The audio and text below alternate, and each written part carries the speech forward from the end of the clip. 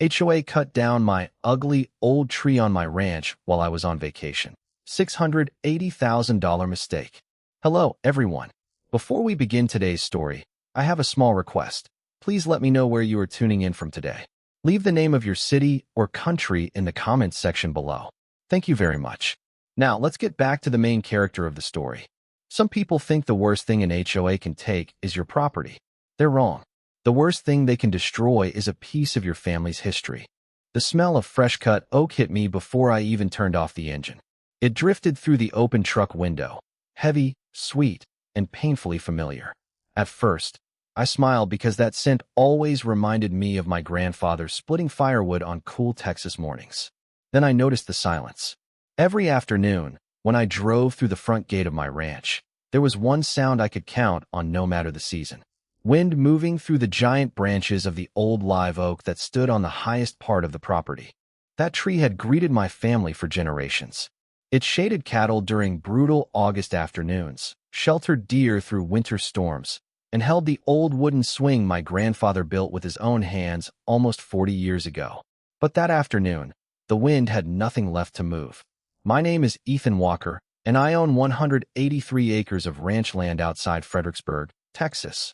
At least, that's what the county records, my deed, and 4 generations of Walker family history all say. I had only been gone for 6 days. My younger sister convinced me to take a vacation for the first time in nearly 3 years, saying the ranch could survive without me for a week. She was right. The ranch survived. Something else didn't. As my truck rolled farther up the gravel driveway, crushed limestone crunched beneath the tires exactly the way it always had, but the familiar silhouette on the hill was gone.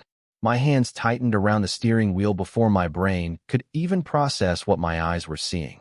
There was no massive canopy stretching across the afternoon sky. No branches casting shadows over the pasture. No swing gently swaying in the breeze. Just bright sunlight where there had always been shade. I slammed on the brakes so hard my coffee spilled across the console. The air felt strangely empty as I stepped out of the truck. Even the mockingbirds that nested there every spring had disappeared. I walked faster than I thought I could, boots sinking into soft sawdust scattered across the ground like fresh snow. The smell grew stronger with every step until it became impossible to ignore. Then I saw it. A stump nearly 7 feet across sat in the middle of the hill, smooth enough to reflect the afternoon sun. Fresh saw marks circled its surface in perfect rings. Tiny curls of pale wood still rested around the edges where industrial chainsaws had finished the job only hours before. The old swing lay on its side nearby, one weathered rope still tied to a broken limb someone had tossed into a pile like construction debris. I reached down and picked up the faded wooden seat. My grandfather's initials were still carved underneath, exactly where he had hidden them back in 1986. My throat tightened, but not because of the tree itself. It was because someone had looked at over 300 years of history and decided it was nothing more than an obstacle. Then I noticed the envelope. It had been nailed to one of my fence posts with a bright yellow tack. Across the front, in neat black letters, were the words, Property Improvement Notice. Inside was a single page on official HOA letterhead. According to the board, my old tree had been an eyesore that negatively affected surrounding property values. It claimed immediate removal had been necessary for the benefit of the community while the owner was unavailable. At the bottom sat the signature of HOA President Melissa Grant, followed by a cheerful sentence thanking me for my cooperation. My cooperation. I actually laughed. Not because anything about the situation was funny, but because the sheer confidence behind that letter was almost unbelievable. Melissa thought she had improved my ranch. She thought cutting down one old tree would earn applause from the neighborhood. What she didn't know was that the biggest mistake she made that week wasn't stepping onto my property without permission.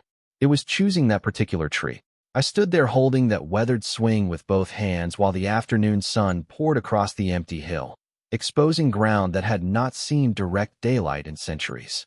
It felt wrong in a way that is difficult to explain unless you have spent your entire life measuring time by something older than yourself. That tree had never simply been a tree to the Walker family. My great-grandfather used to say that if you wanted to understand who you were, you started by remembering what was standing long before you arrived. According to family records tucked inside a faded cedar chest in my farmhouse, The live oak was already mature when my great-great-grandfather purchased the ranch in 1919. Local historians believed it had started growing sometime in the early 1700s, making it older than the state of Texas itself. Every generation added another story beneath those branches. My father proposed to my mother there after a Sunday church picnic. My grandparents celebrated their 50th wedding anniversary under strings of lanterns hanging from the lower limbs. When I was 6 years old, my grandfather William Walker tied an old rope swing to the strongest branch and told me that every Walker child deserved to see the ranch from above the grass instead of below it. I can still remember the rough feel of that thick rope against my small hands and the smell of fresh hay drifting across the pasture while he pushed me higher than I thought was possible. Whenever life became complicated, that tree somehow made everything feel simple again. After my parents passed away in a highway accident 15 years ago, I spent nearly every evening sitting beneath its shade because it was the only place where the silence felt comforting instead of lonely. My grandfather never believed expensive vacations or luxury homes made a person wealthy. He believed real wealth meant leaving something better than you found it. He planted pecan trees knowing he would never eat most of their harvest. He repaired fences other ranchers ignored because he believed neighbors shared responsibility for the land. Before he passed away, he looked across the pasture toward that giant oak and smiled. He told me, "Ethan, people think they inherit property. They do not. They inherit responsibility." I carried those words with me every single day after the ranch became mine. While many neighboring ranches sold land to developers, I refused every offer that arrived in my mailbox. Some companies offered millions to divide my property into luxury home sites with decorative entrances and perfectly trimmed lawns. I always declined because I never saw this place as an investment waiting to be cashed out. It was home. Apparently, Melissa Grant saw it differently. She moved into the neighboring subdivision 4 years earlier after leaving Dallas to build what she called an upscale country community. Everything inside that neighborhood looked carefully designed. Every mailbox matched. Every lawn measured almost exactly the same height. Every fence followed identical architectural guidelines. At first, I figured we would simply keep to ourselves. My ranch existed decades before her subdivision. Her neighborhood had every right to manage its own properties. I respected that. What I did not expect was her growing obsession with everything beyond the subdivision entrance. During the first community open house, she approached me with a bright smile that somehow never reached her eyes. She complimented the scenery, praised the rolling hills, then casually mentioned that my ranch would look far more attractive if I modernized it. She suggested replacing old fencing with decorative stone walls, removing weathered barns, and clearing what she described as outdated vegetation. I politely thanked her for the suggestions and continued unloading feed from my trailer. Over the following years, those conversations became increasingly frequent. Sometimes she complained that my cattle could be seen from certain luxury homes. Other times she insisted the old oak blocked sunset views that buyers expected after paying premium prices. Every conversation ended the same way. I reminded her that my property was not governed by her homeowners association and that I intended to preserve it exactly as my family had done for generations. She always smiled before walking away, but there was something unsettling about the confidence in her expression, as though she believed time itself would eventually force me to change my mind. Looking down at the enormous stump, I finally understood what that confidence had meant. Melissa had stopped trying to convince me. Instead, she had decided to solve what she believed was the problem herself. I folded the letter once, then again, and slipped it into my shirt pocket. My grandfather used to tell me that people always reveal themselves on paper because ink does not know how to lie. If someone feels powerful enough to sign their name beneath a bad decision, eventually that signature becomes the evidence that follows them. I looked around the hill one more time, taking in every detail before anything changed. Fresh tire tracks curved through my pasture where heavy equipment had crossed the grass. Deep grooves cut through soil that had been untouched for decades. Several wooden survey stakes had been pushed flat by truck tires, and one section of my split-rail fence leaned awkwardly where someone had driven around the gate instead of opening it. Whoever organized this operation had not been in a hurry. They had expected nobody to question what they were doing. The smell of chainsaw oil still lingered in the warm air, mixing with dry cedar and fresh earth. I pulled out my phone and began photographing everything from every angle. Years of managing a ranch had taught me one simple lesson. Fences could be repaired, buildings could be rebuilt, memories could not, but evidence had to be preserved before weather erased it. As I circled the stump, I noticed several bright orange paint marks sprayed across nearby grass. Utility crews often used similar markings before excavation projects, but these symbols were different. One arrow pointed directly toward the tree's former location. Another circled an area near the property line. None of it made sense. Then I noticed something else that made even less sense. Whoever removed the tree had also hauled away nearly every major section of the trunk. A live oak that size should have left enormous logs stacked somewhere nearby, yet only scattered limbs remained. They had not simply cut the tree down. They had taken it. That was when my neighbor, Harold Jensen, eased his pickup onto the gravel driveway. Harold owned the ranch bordering mine to the west and had known my family since before I was born. He climbed out slowly, removing his old straw hat as he looked toward the empty hill. I had never seen that expression on his face before. It was a mixture of disappointment and disbelief. He stopped beside me without saying anything for several seconds. Finally, he shook his head.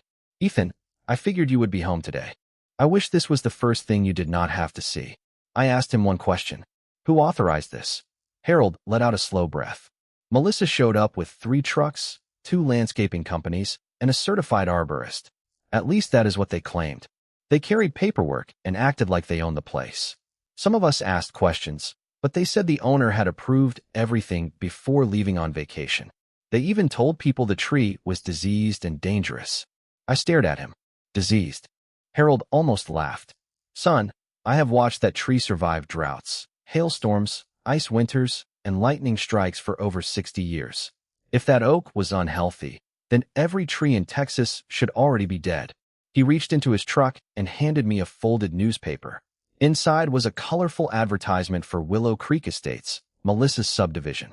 Across the front stretched a computer rendering of the community entrance after planned improvements.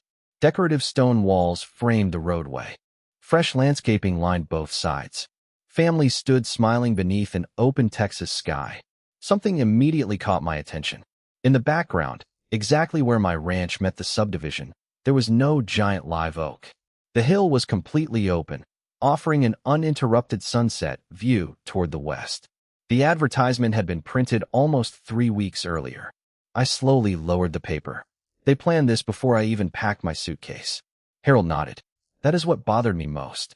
This was never about an ugly tree. It was about selling expensive homes with prettier photographs. As he drove away, I kept looking at the glossy rendering. Melissa had not removed a problem. She had removed an obstacle to her marketing campaign. Back inside my farmhouse, I opened the old cedar chest my grandfather left me. Family photographs, faded maps, handwritten journals, yellowed property records, and decades of memories rested exactly where he had stored them. I was not searching for anything specific yet. I simply wanted to remember something he told me years ago while we sat beneath that oak watching the sun disappear across the pasture.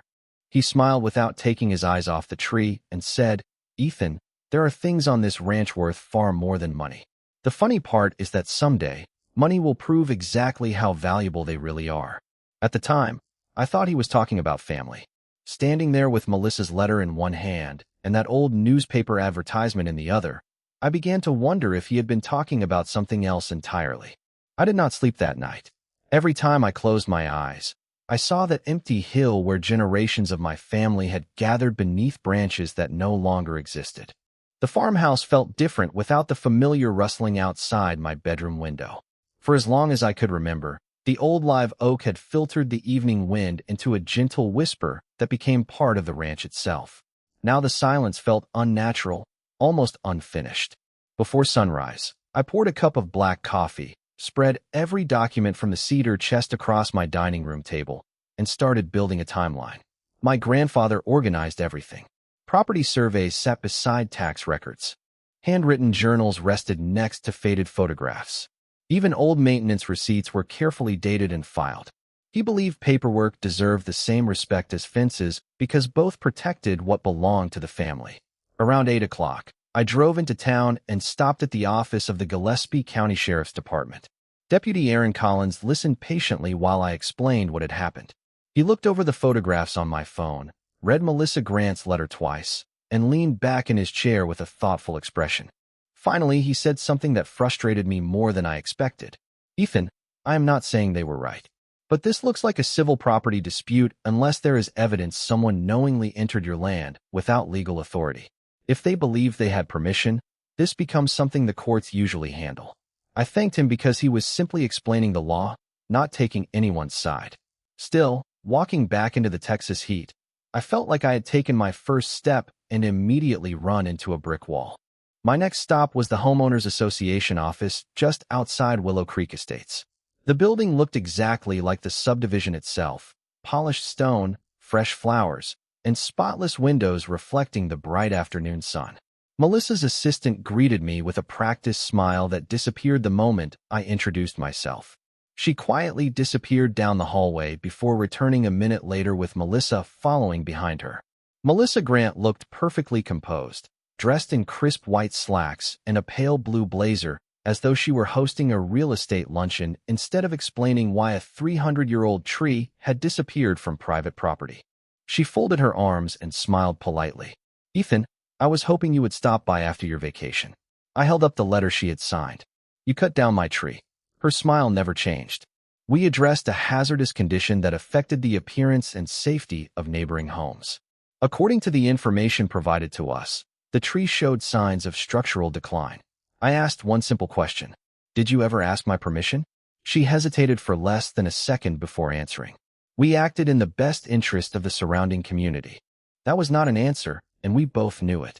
I asked another question. "Who entered my property?" Melissa calmly explained that licensed contractors had completed the work after reviewing documentation supplied by the association. When I asked to see those documents, she smiled again and said they were part of an internal administrative file. Everything about her confidence felt rehearsed, as though she had expected every question before I walked through the door. As I turned to leave, she added one sentence that stayed with me all afternoon. "Ethan, sometimes preserving property values requires difficult decisions. You will appreciate that once you see how much the neighborhood improves." I drove back toward the ranch with those words echoing in my head. Property values, sunset views, community improvements. Every explanation centered on appearance instead of ownership. Halfway home, my phone rang. It was Harold Jensen. He asked if I could stop by his equipment barn because he had found something I needed to see. 10 minutes later, we stood beside an old utility vehicle parked under the shade of a metal roof. Harold climbed inside and removed a small memory card from the dashboard camera he used whenever hauling livestock trailers. He handed it to me without saying a word. We inserted it into my laptop, and grainy footage appeared on the screen. The date matched the second day of my vacation. The camera had captured 3 landscaping trucks entering the road near my ranch shortly after 7 in the morning. A 4th vehicle followed behind them, a white luxury sport utility vehicle that I recognized immediately. Melissa stepped out carrying a clipboard. She pointed toward my hill while several workers looked in the same direction. A few moments later, one of the crew members hesitated and appeared to ask a question. Melissa unfolded a sheet of paper, held it up for everyone to see, and after only a brief conversation, the workers nodded before driving through my open pasture gate. Harold paused the video and looked at me. "I do not know what paper she showed them," he said quietly, "but whatever was on it convinced an entire crew they belonged on your land." I stared at the frozen image of Melissa standing beside my fence with that clipboard in her hands. For the first time since I returned home, I stopped feeling angry. Instead, I became curious, because people who truly have legal authority rarely need to convince everyone else that they do. I left Harold's barn carrying 2 things that mattered far more than I realized at the time. The first was the dashboard camera footage showing Melissa directing the crews onto my property. The second was a question that refused to leave my mind. What exactly had she shown those contractors that convinced professionals to cut down a 3-century-old live oak without ever speaking to the owner? Experienced contractors do not gamble their businesses on assumptions. They ask for permits. They verify property lines. They document authorization, unless someone hands them paperwork convincing enough to remove every doubt. Back at the ranch, I cleared my dining table again and began arranging everything in chronological order. The vacation itinerary my sister booked. The timestamp from my security gate showing the day I left. Melissa's improvement notice. Harold's video. Photographs of the stump. Copies of my deed. Every document became another piece of a puzzle that still had too many empty spaces. By late afternoon, my phone rang. The caller identified himself as Daniel Pierce, the owner of Pierce Land Management, one of the companies listed on the temporary equipment permits I had photographed near my pasture entrance. His voice sounded cautious. "Mr. Walker, I received your message. I understand you have concerns about the oak removal." I told him I was not looking for an argument. I simply wanted to know what happened. There was a long pause before he answered. "We accepted the project because we were presented with what appeared to be complete authorization. We were told the owner requested emergency removal while traveling. I asked him whether he had ever attempted to contact me directly. He admitted they normally would have, but Melissa insisted there was no need because she claimed to be coordinating everything on my behalf." That sentence settled heavily in my mind. Coordinating everything on my behalf. Daniel continued carefully, explaining that one of his foremen had questioned whether such a large live oak should be evaluated a second time. According to him, Melissa immediately produced several documents from her folder, including what appeared to be written authorization and a professional assessment describing the tree as structurally compromised. The crew relied on those documents and proceeded with the work. I thanked him for his honesty and asked one final question. "Do you still have copies of what you were given?" He hesitated again before answering. Company policy required keeping every project file for insurance purposes. He could not release anything without speaking to his attorney, but he promised to review the records. After hanging up, I realized something important. Until then, I had assumed the contractors were part of Melissa's plan. Instead, they sounded like another group of people who might have been misled. That changed the entire direction of my thinking. The next morning, I drove to the Gillespie County Clerk's office. Anyone who has ever researched old property records knows there is something comforting about those quiet rooms filled with worn leather books, rolled survey maps, and shelves carrying more than a century of local history. An elderly records specialist named Margaret listened patiently while I explained that I was searching for historical documents connected to my ranch. She smiled politely and disappeared into the archive for nearly half an hour before returning with several oversized folders. We spread faded surveys across a wooden table, each one drawn by hand decades before satellite mapping existed. My ranch boundaries had barely changed since my great-great-grandfather purchased the land. The old live oak appeared on multiple surveys as a fixed reference point used by surveyors when establishing neighboring property lines. Margaret adjusted her glasses and tapped one particular notation with her pencil. "This is interesting," she murmured. I leaned closer. Next to a carefully drawn symbol representing the tree sat a handwritten reference directing readers to another archived file. Margaret excused herself again and returned carrying a thin envelope sealed inside protective plastic. Inside rested correspondence exchanged between county officials and the Texas Historical Commission many years earlier. I was only able to read the first page before my pulse began to quicken. The live oak had not merely been identified as an old tree. County surveyors had documented it as a historically significant landmark because it served as one of the original reference monuments during regional land surveys completed generations ago. Margaret looked at me over the top of her glasses. "You may want to make copies of every page in this file. People usually pay attention when history appears in official records." As the copier quietly hummed beside us, I stared at those aging documents and thought about my grandfather's words. There are things on this ranch worth far more than money. For the first time since coming home, I began to suspect the value of that tree had never been measured by its lumber or its shade. Melissa believed she had removed an obstacle standing in front of expensive homes. She had no idea she might have erased something the county itself had spent decades documenting. And if that suspicion proved true, the empty hill outside my farmhouse was about to become the center of a case far bigger than either of us had imagined. I drove back to the ranch with a folder full of copies resting on the passenger seat. But for the first time since coming home, the weight pressing on my chest felt a little lighter. The empty hill had not changed. The stump still caught the afternoon sun like a scar across the pasture. Yet something had changed inside my own thinking. I had spent days believing this story was about one reckless decision made by an overconfident homeowners association president. The county records suggested something much larger. My grandfather had never exaggerated anything in his life. If he protected those old documents for decades, there had to be a reason. That evening, I called the only attorney my grandfather ever trusted, a quiet property rights lawyer named Rebecca Lawson. She had represented ranching families across Central Texas for almost 30 years and understood agricultural land better than anyone I knew. I spread every document across her conference table while the smell of fresh coffee drifted through her office. She remained silent for nearly 20 minutes, carefully reading each page before finally reaching the historical survey references Margaret had copied for me. Rebecca adjusted her glasses, then looked directly at me.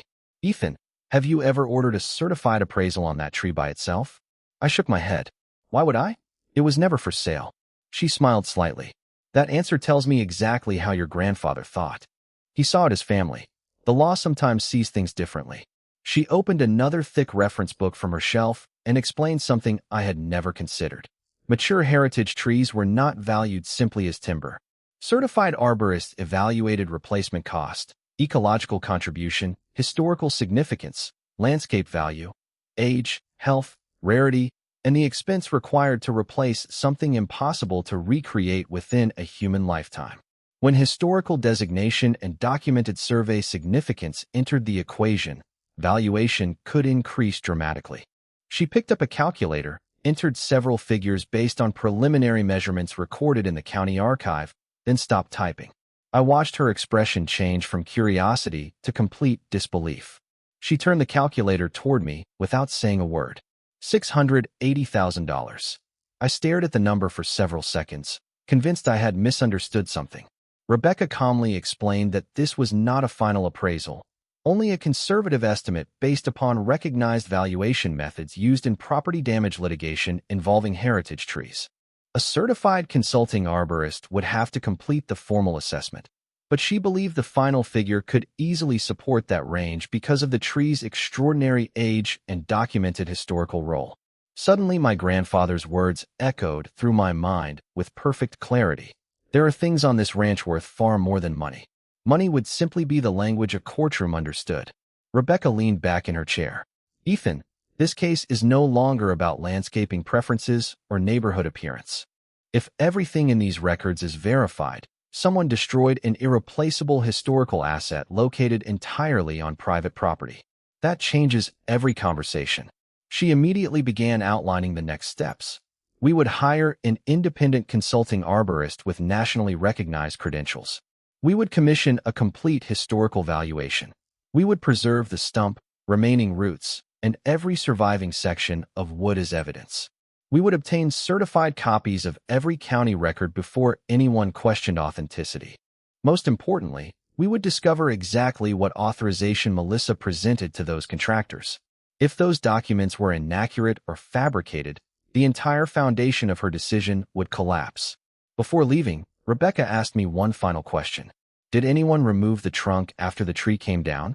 I told her almost every large section had disappeared before I returned home. She nodded slowly. "Then finding those logs just became extremely important because evidence has a way of telling its own story when people stop trying to explain it." The following morning, I hired Dr. Samuel Brooks, a consulting arborist whose reports had been accepted in courts across several states. He spent nearly 4 hours examining the stump, measuring annual growth rings visible near the outer edge, studying root structure, photographing every remaining fragment, and documenting soil conditions around the site. He barely spoke while working. Occasionally he paused, running his fingertips across the smooth-cut surface before writing another note into a weathered notebook. When he finally finished, he removed his gloves and looked across the pasture where the giant canopy once stood. "This tree was healthy," he said quietly. "There are natural signs of age, of course, but age is not disease. In my professional opinion, this specimen represented an exceptional example of a mature southern live oak with decades, perhaps centuries, of remaining life expectancy under normal conditions." He closed his notebook and looked directly at me. "Whoever decided this tree needed immediate removal did not make that decision based on its biological condition." As the evening breeze crossed the open hill without a single branch left to catch it, I realized the story had finally turned in a different direction. Melissa believed she had eliminated an old tree standing in the way of beautiful photographs. She had no idea that every expert, every historical record, and every careful measurement was quietly transforming that empty stump into evidence worth far more than she could possibly imagine. I have always believed that the truth moves quietly until someone starts collecting it piece by piece. Once Rebecca officially accepted my case, she gave me one instruction that changed everything. Stop arguing with Melissa. Stop responding to letters. Stop explaining yourself. From this moment forward, let the evidence speak first. That sounded simple enough, but patience is difficult when you walk past an empty hill every morning. Every sunrise reminded me of what had been taken. Every evening the wind crossed the pasture without the familiar rustle that had been part of my life since childhood. Still, I followed Rebecca's advice exactly. Instead of chasing answers, I started building a timeline so complete that nobody would need to guess what had happened. My security system recorded every vehicle entering the ranch through the front gate. Although the tree itself stood beyond the camera's view, the timestamps proved I had left for vacation before any contractors arrived, and that nobody from my family had returned until I drove back through the gate 6 days later. My phone contained location records from the entire trip, hotel receipts, fuel purchases, restaurant payments, and photographs my sister insisted on taking at every stop. Together they established something important. I could not have authorized any work in person because I had not even been in the county. Rebecca smiled when she reviewed the file. Every ordinary receipt had quietly become another witness. 2 days later, Daniel Pierce called again. This time his tone sounded noticeably different. His attorney had approved releasing copies of the project documents because his company wanted complete transparency. We met at his office early the next morning. Daniel placed a thick project folder on the conference table and slowly opened it. Inside were work orders, insurance certificates, equipment logs, photographs taken before removal, and finally the document every one of us had been waiting to see. Across the top appeared the words owner authorization for emergency tree removal. My eyes immediately moved to the signature line. My name was written there. At least someone had attempted to write it. The signature looked nothing like mine. Even the spelling of my middle name was wrong. Daniel quietly slid another document across the table. It was a preliminary arborist recommendation attached to the authorization. According to the report, the tree suffered from severe internal decay, presented an immediate risk to surrounding homes, and required urgent removal. There was only one problem. The consulting arborist whose name appeared on the report had never signed it. Daniel explained that after hearing about my complaint, his office contacted the consulting firm listed on the paperwork. The company responded that while one of their employees had visited Willow Creek Estates months earlier to inspect ornamental landscaping inside the subdivision, nobody had ever examined the live oak on my ranch. Their logo had been copied onto a document they did not create. Rebecca looked at me without saying a word because she knew I had reached the same conclusion. The story was no longer unraveling because of clever legal arguments. It was unraveling because every document seemed to contradict another one. That afternoon, we visited the county permitting office. The employee behind the counter searched every available database for permits related to emergency tree removal, protected heritage trees, or agricultural land improvements connected to my property. Nothing appeared. She searched again using Melissa's name. Nothing. She searched the contractors. Still nothing. Before we left, she handed Rebecca a certified statement confirming that no county authorization had ever been requested or issued for removing the tree. Another quiet piece of evidence joined the growing stack. Meanwhile, Dr. Samuel Brooks completed his formal arborist report. The finished document filled dozens of pages. It described annual growth estimates, ecological value, structural health, habitat contribution, historical importance, and accepted valuation methodology recognized within the industry. The final certified replacement value appeared near the end of the report in bold print. $680,000. I stared at that number for a long time, not because I suddenly viewed the tree as money, but because it represented something the legal system could measure. No amount would ever replace afternoons spent listening to my grandfather tell stories beneath those branches. No appraisal could restore the swing where 3 generations of Walker children laughed through Texas summers. Yet the law required a language everyone understood, and that valuation became the translation of everything my family had protected for more than a century. A week later, Rebecca spread every exhibit across her office conference table. Property surveys, historical archives, dashboard camera footage, security records, vacation receipts, certified county statements, the independent arborist report, the questionable authorization form, the disputed inspection report. Every page connected cleanly to the next until the entire sequence could be followed without a single missing step. Rebecca rested both hands on the table and smiled for the first time since taking my case. Ethan, people often think lawsuits are won by dramatic courtroom speeches. They are not. They are won long before anyone enters a courtroom, when every fact quietly lines up and leaves the other side with nowhere left to hide. Looking across that table, I realized Melissa had spent months planning how to remove one tree. We had spent only a few weeks uncovering the truth, and the truth was beginning to look far stronger than anything she had ever placed inside that clipboard. I never imagined that the quietest room in the county courthouse would become the place where every missing piece finally fit together. There were no dramatic entrances or raised voices when the preliminary hearing began. Just polished wooden benches, the faint smell of old paper, and the steady sound of people organizing files that represented months of work. Rebecca had warned me that the first hearing was not about emotion. It was about establishing facts that could not be reasonably disputed. As we walked into the courtroom, Melissa Grant was already seated with 2 attorneys and several members of the Homeowners Association board. She looked exactly as confident as she had the day I found her letter nailed to my fence. She smiled politely when our eyes met, as though this entire case were simply an inconvenience that would disappear by lunchtime. Rebecca did not even acknowledge her. She quietly arranged our exhibits in the exact order we had practiced. Property deed first, historical surveys second, county archive records third, security records, dashboard camera footage, contractor documentation, certified arborist report. Every page rested in perfect sequence like links in a chain that could not be broken once it began moving. Melissa's attorney opened by describing the removal as an unfortunate misunderstanding carried out in good faith to protect nearby homeowners from what they believed was a hazardous tree.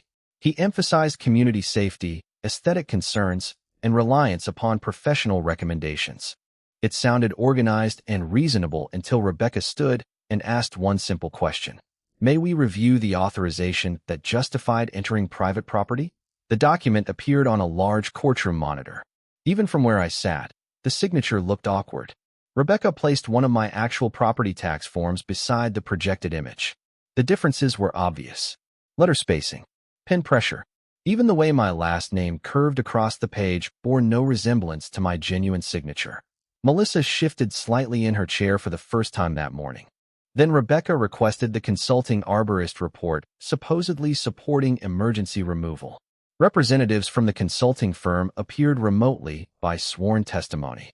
Their managing arborist calmly explained that neither he nor anyone employed by his company had ever inspected the tree on my ranch. Their company logo had been reproduced without authorization, and the report presented to the contractors did not originate from their office. The silence inside the courtroom felt heavier than any argument. One by one, the foundation supporting Melissa's explanation began disappearing. Daniel Pierce testified next. He explained that his crews accepted the project only after reviewing documents they believed were legitimate. He admitted that one foreman questioned the removal because of the tree's size and apparent condition, but those concerns were answered by paperwork presented at the site. Harold Jensen then described watching Melissa arrive with contractors carrying a clipboard while directing equipment through my pasture gate. Finally, Dr. Samuel Brooks presented his professional findings. Using enlarged photographs taken before removal, cross-sections of remaining wood, soil analysis, growth ring measurements, and accepted arboricultural valuation methods, he explained that the live oak showed no evidence supporting emergency removal. He described its biological condition as remarkably healthy for a tree of its extraordinary age.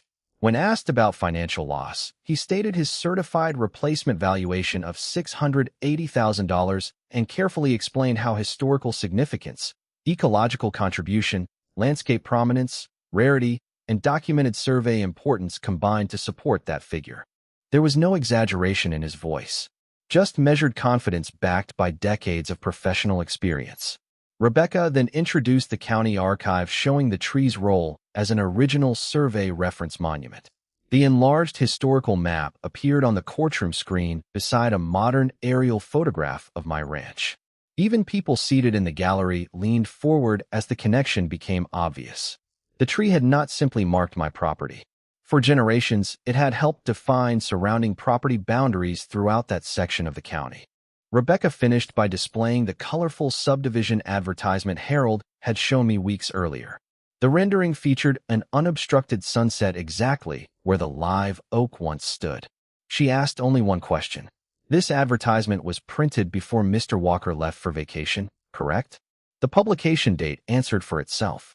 Long before any alleged emergency inspection, the marketing materials already imagined the hill without the tree. Melissa's confident expression finally disappeared. She looked down at the table instead of toward the judge. Nobody needed dramatic speeches after that. Every document answered the next question before it was asked. Every witness confirmed another piece of the timeline. Every photograph connected naturally with every record we had collected since the day I came home. As the hearing concluded, the judge announced that the evidence presented raised substantial concerns requiring the case to proceed toward trial and ordered preservation of all remaining project records, communications, and associated materials. Walking out of the courthouse, I realized something my grandfather understood long before I ever did.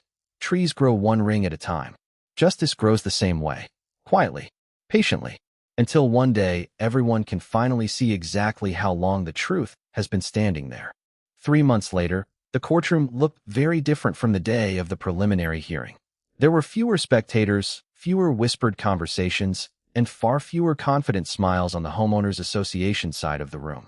By then, every requested record had been produced, every contractor had given sworn testimony, every archived county document had been authenticated, and every expert report had been exchanged. The picture was complete. It turned out the missing trunk sections had been located at a commercial timber yard nearly 60 miles away, where they had been delivered under instructions to dispose of the material after milling. The logs themselves were not particularly valuable as lumber, but their recovery allowed Dr.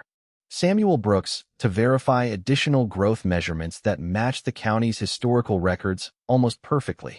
Every new fact strengthened the same conclusion instead of changing it. Rebecca often reminded me that the strongest cases become simpler over time because the truth does not require constant adjustment. On the final day, the judge summarized the evidence with remarkable clarity. The tree stood entirely on private property. No county authorization had been issued for its removal. The documents presented to the contractors contained significant irregularities that could not be reconciled with authentic records. The independent arborist concluded the tree did not require emergency removal. Historical archives confirmed its documented significance, and the certified valuation established the financial loss. Listening from my seat, I realized there was very little left to argue about. The court entered judgment in my favor, awarding damages based upon the proven value of the tree together with additional costs permitted under the applicable law. Separate issues involving the disputed documents were referred to the appropriate authorities for further review under established legal procedures. Melissa never looked in my direction when the ruling was read. She quietly gathered her files while several members of the Homeowners Association board remained seated in complete silence. Outside the courthouse, reporters waited near the front steps, but I declined every interview. Rebecca smiled as we walked toward the parking lot. She asked whether I regretted not saying anything publicly after everything that had happened. I shook my head. The record already said everything that mattered. The paperwork would always speak louder than any headline I could give them. Over the following months, changes came quietly. Willow Creek Estates elected a new board committed to following proper procedures and respecting neighboring property owners. Several residents whom I had barely spoken to before stopped by the ranch simply to apologize for assumptions they admitted they had made without knowing the facts. Daniel Pierce visited one Saturday morning carrying a freshly restored wooden swing. His woodworking crew had carefully salvaged the original carved seat with my grandfather's initials and reinforced it so it could be preserved for future generations. We hung it inside my equipment barn rather than outside. Some memories deserve protection after everything they have survived.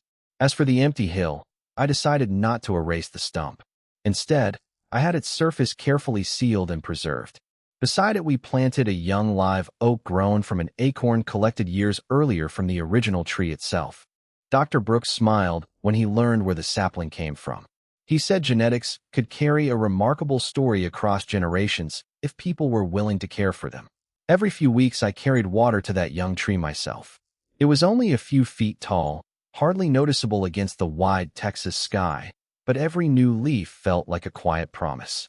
One evening, my sister visited the ranch with her 2 young boys. They asked why the old stump remained instead of being removed. I rested my hand against the weathered wood and told them this stump was not a reminder of what we lost. It was a reminder of what we chose to protect. I pointed toward the young oak growing only a few yards away. Someday, I told them, that tree will throw enough shade for another family picnic. Maybe your children will play beneath it.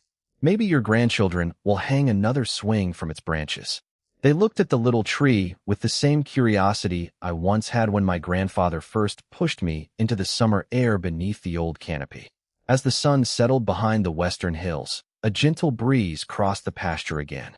It still sounded different than before, but for the first time it did not feel empty. It sounded like the beginning of something new. My grandfather used to say that responsibility means leaving the land better than you found it. I finally understood what he meant. I could never replace 300 years of history, but I could make sure the next 300 had a chance to begin. People sometimes ask whether winning the case felt satisfying. The truth is that no amount of money ever replaced that tree, and it was never supposed to. The real victory came from proving that ownership carries responsibility, that history deserves respect, and that patience backed by truth will always outlast arrogance. Justice never arrived with shouting or revenge. It arrived one document, one witness, one fact, and one honest decision at a time. And every time I walk past that young oak, I remember the lesson my grandfather left behind. The strongest roots are the ones nobody sees, yet they are the reason everything else keeps standing.